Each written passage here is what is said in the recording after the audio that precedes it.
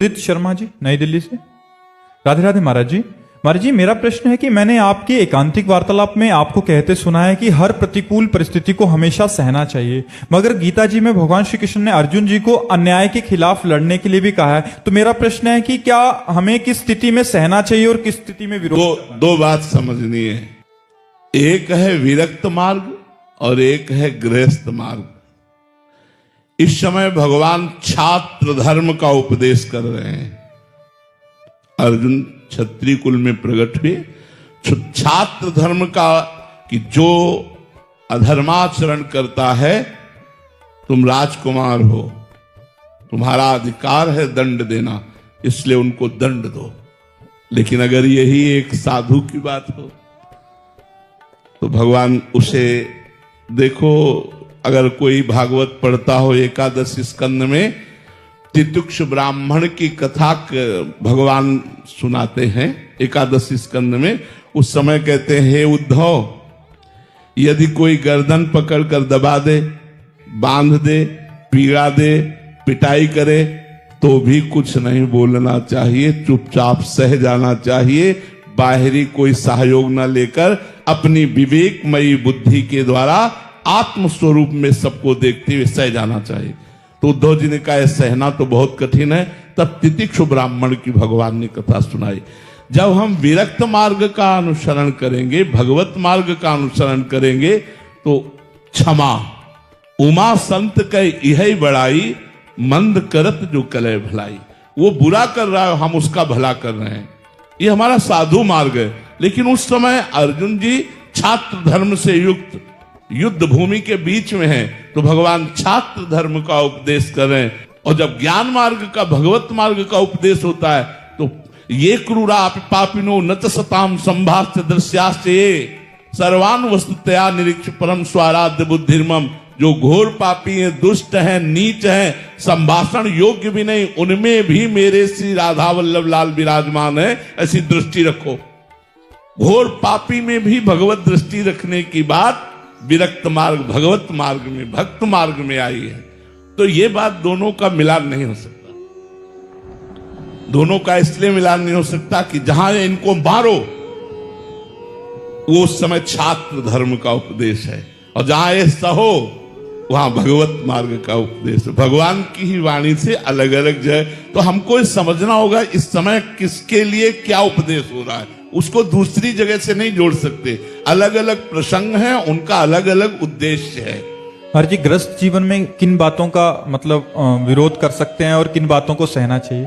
गृहस्थ धर्म में हमारे ऊपर, जो सिर्फ हमारे शरीर के ऊपर अगर कोई गाली देता है, अपमान करता है, लड़ाई करना चाहता है, तो हम नहीं लड़ेंगे। लेकिन हमारे परिवार के ऊपर, हमारी पत्नी के ऊपर, हमारे धर्म के ऊपर, हमारे राष्ट्र के ऊपर अगर बात आती है, तो जितना हमारे में बल है उसका प्रयोग करेंगे, नहीं तो बड़े बल का, सरकार का सहयोग लेंगे और उसका विरोध करके उसको दबाएंगे, उसके अधर्म को रोकेंगे, उसकी बुरी चेष्टाओं का नाश करेंगे। अब ऐसा नहीं है कि जैसे मानो क्षमा शब्द हमारे लिए है, आप हमें गाली दे दो, आप हमें ऐसा। लेकिन वहीं अगर एक दिन भिक्षा मांगने जा रहे थे, तो जब लौटे भिक्षा लेकर, तो एक गाय जा रही थी और पीछे से एक गड़ासा लिए हुए आदमी, तो हमने देखा, हमने कहा तो मार देगा, जोर से आवाज की, रोका उसे, रुक वहीं, ये क्या है? तो उसने कहा हमारी ठेला में केला रखे हुए थे, ये हम कुछ लेने चले गए। हम कहा देखो, गाय का धर्म है अपना पेट भरना, वो ये नहीं जानती कि तुम बेचने वाले हो या क्या हो, उसको तो केवल अपना पेट भरना है। लेकिन आप इसमें मार देते हैं, आप उसको ऐसे कैसे मार सकते हैं? और वो इस समय तुम बहुत धैर्य से बोल रहे, उस समय बिल्कुल क्रोध से बोल रहे थे, तभी वो रुका था जब क्रोध से बोले। कितने रुपए तुम्हारे केले, अभी हम व्यवस्था कर देते हैं, आप ऐसा। तो जब कभी अपने धर्म के ऊपर, किसी ऐसे दीनहीन के ऊपर कोई अत्याचार हो रहा हो, तो वहां में साधुता नहीं धारण करनी, वहां में बल विक्रम धारण करना है। तो धर्म का अलग अलग स्वरूप है। गृहस्थ धर्म में इतनी सहनशीलता रखनी कि हम जा रहे हैं, में कोई बिना गलती के गाली दे रहा, हम सह रहे हैं। कोई झगड़ा करना चाहता है, हम बचा लेते हैं, अब अपने को बचा लेते हैं, नहीं करेंगे झगड़ा, और चार गाली दे दे सुन लेंगे, लेकिन धर्म के प्रति, परिवार के प्रति, इज्जत के प्रति, राष्ट्र के प्रति यदि कोई बात आवे तो मौन धारण करना अपराध है। उस समय मौन धारण नहीं करना, उस समय मुखर होना, उसका विरोध करना है, ऐसा है। रवीश कुमार जी हरियाणा से। श्री हरिवंश महाराज जी शास्त्रों में कहा गया है कि अंतःमति सो गति। कृपया महाराज जी ये स्पष्ट करने की कृपा करें कि अंतःमति का वास्तविक निर्णय किस आधार पर होता है? क्या वो केवल मृत्यु के अंतिम क्षण के तत्काल चित्त विचार से तय होती है या फिर जीवन भर की साधना, नाम जप और अंतःकरण में बने संस्कारों से? सही बात तो पूछो तो जीवन भर की साधना का जो परिणाम है वो फाइनल अंत में मिलता है। ऐसा नहीं कि जीवन भर विषय भोगता रहा, पापाचरण करता रहा, अंत में वो राधा बोल देगा या राम बोल देगा, ऐसा नहीं है। हाँ, ऐसा है कि अचानक कृपा भगवान की हो जाए, वो पापी रहा है जैसे अजामिल, और उसको अपने पुत्र के बहाने निकला नारायण, और शरीर छूटने का समय था, भगवत पार्षद आ गए, यमदूतों को तिरस्कृत करके उसे भगवत धाम की यात्रा की अजामिल ने। बकाया ऐसा सिद्धांत नहीं है। सिद्धांत यह है कि जो जीवन भर भजन करता है, भगवान का चिंतन करता है, यदि वो अंतिम समय भगवान का चिंतन नहीं कर पाता, बेहोश कोमा में चला गया, अब वो भगवत चिंतन करने लायक है नहीं, तो उस समय फिर भगवान उसके अंदर चिंतन देते हैं, क्योंकि सिद्धांत सिद्धांत है, अंतःमति सो गति। तो अब वो तो कामा में है, बेहोश है, अब उस समय उसके अंदर स्फुरित होगा राधा राधा, क्योंकि जीवन भर उसने भजन किया है। अब अंतिम फाइनल न बिगड़े तो उसके हृदय में भगवान स्वयं स्फुरित करते हैं, भगवान नाम या अपना रूप प्रकाशित करते हैं। या अंतिम समय किसी महात्मा की कृपा हो जाए, जैसे पूज्य राधा बाबा की कुटिया थी, तो सामने एक बूढ़ी माई आकर के सोहनी लगाती थी रोज। उठते बैठते कभी बाबा की दृष्टि चली जाती थी, तो कई वर्ष से वो सोहनी लगा रही थी नियम पूर्वक। फिर 2-3 दिन नहीं आई तो बाबा ने पूछा कि वो माता जी जो आती थी वो नहीं है। ऐसा ना समझे कि संतों की दृष्टि नहीं रहती, बाबा कभी बोले नहीं, कुछ कहा नहीं, लेकिन दृष्टि में तो बोले माता जी ने, बोले महाराज वो तो बहुत बीमार 2-3 दिन से थी, हमें लगता उनका शरीर पूरा हो जाएगा। बोले अरे शरीर पूरा हो जाएगा, चलो हमें ले चलो, कहाँ है माता जी? और ले गए तो वो पड़ी ही थी बेहोश स्थिति में। ऐसे जाकर माथे पे हाथ रखा और कहा माता जी कुछ दिखाई दे रहा है? बोले हाँ, राधा माधव खड़े हुए हैं, मुस्कुरा रहे हैं और कह रहे हैं चलो हमारे साथ। बाबा उठे और चल दिए और माता जी का शरीर पूरा हो गया।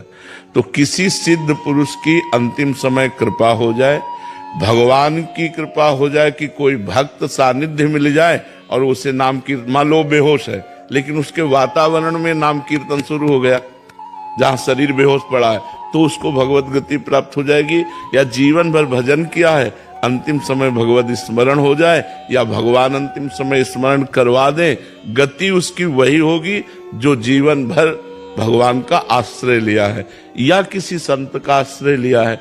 ऐसा नहीं कि पापाचरण कर रहा है। वो एक अजामिल उदाहरण में आए हैं, बकाया ऐसा प्रायः बहुत कम है कि कोई जीवन भर पापाचरण करता रहो, ऐसा संबंध से हो सकता है। तो यदि हमारा कोई संबंधी भागवतिक है और वो उस समय कृपा कर दे, हमें भागवतिक विधान मिला दे, या भगवान कृपा करके स्वयं ऐसा कोई संविधान कर दे अंदर हृदय में, या फिर जीवन भर भजन करता रहा। पर खास बात जीवन भर भजन करने वाले की है कि जो जीवन भर भगवान का भजन करता रहा, अंतिम समय भगवान का स्मरण कर, वो भगवान का विशेष लाडला होगा। कल्याण हो जाना और भगवान का प्रेम प्राप्त होना, ये दोनों अलग बात है।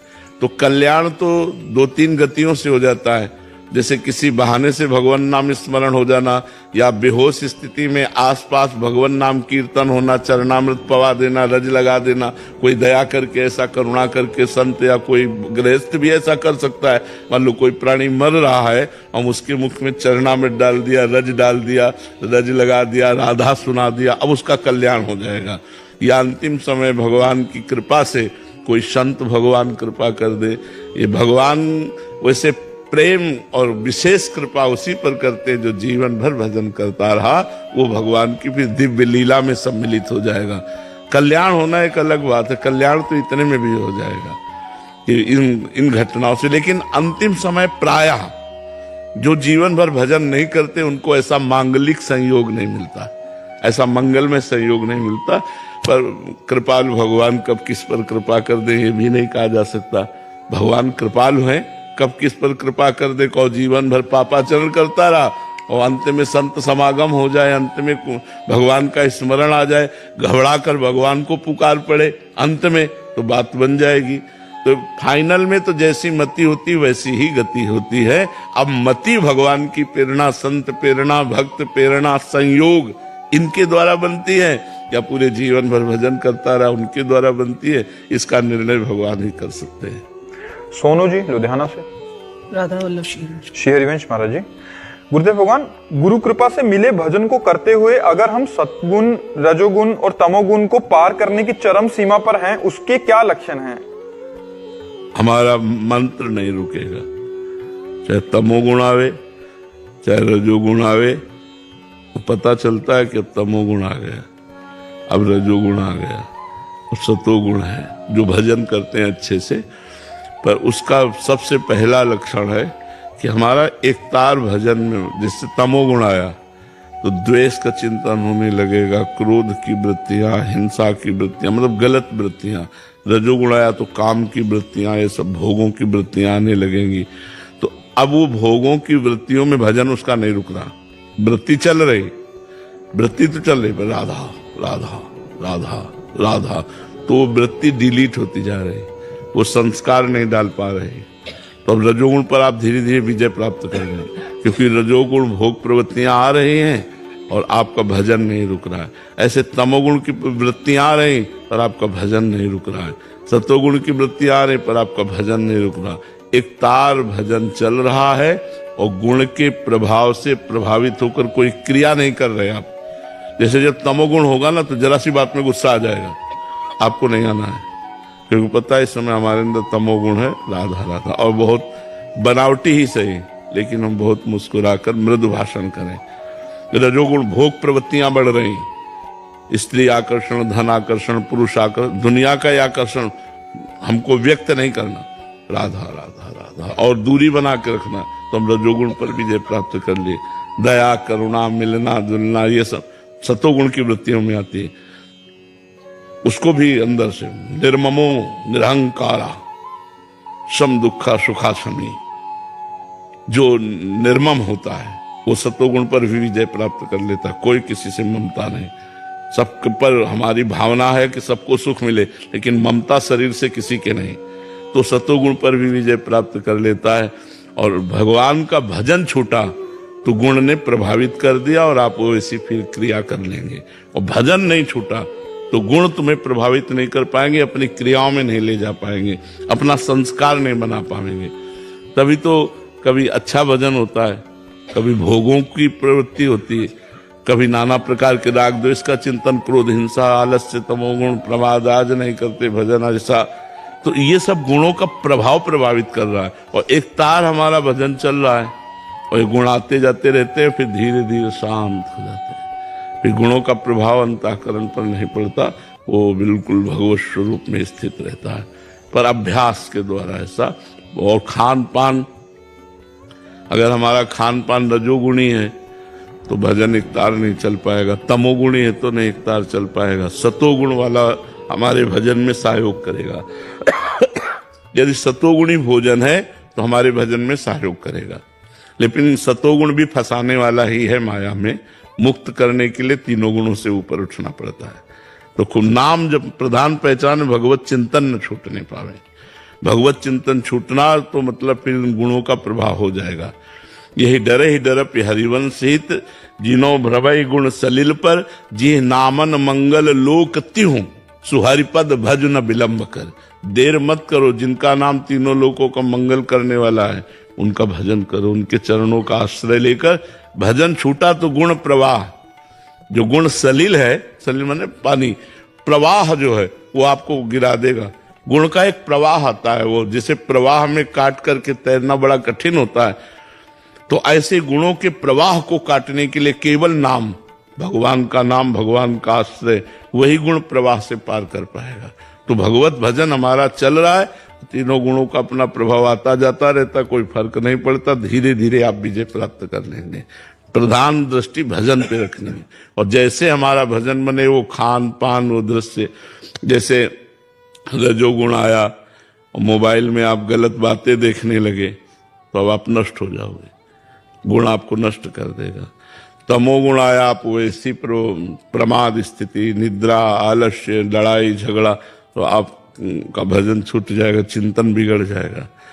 तो हमको ये करना है कि भजन न छूटे, हमें मेन पॉइंट पर रहना है कि हमारा भजन न छूटा तो कोई भी दोष, कोई भी विकार हमें परास्त नहीं कर पाएगा, और भजन छूटा तो फिर रही क्या गया, फिर वो गिरा देगा। ठीक है ना। खान पान सत्वगुण होना चाहिए, हमारा देखना, सुनना, बोलना, पढ़ना, लिखना, ये सब सत्वगुण होना चाहिए, तभी हम आगे बढ़ेंगे।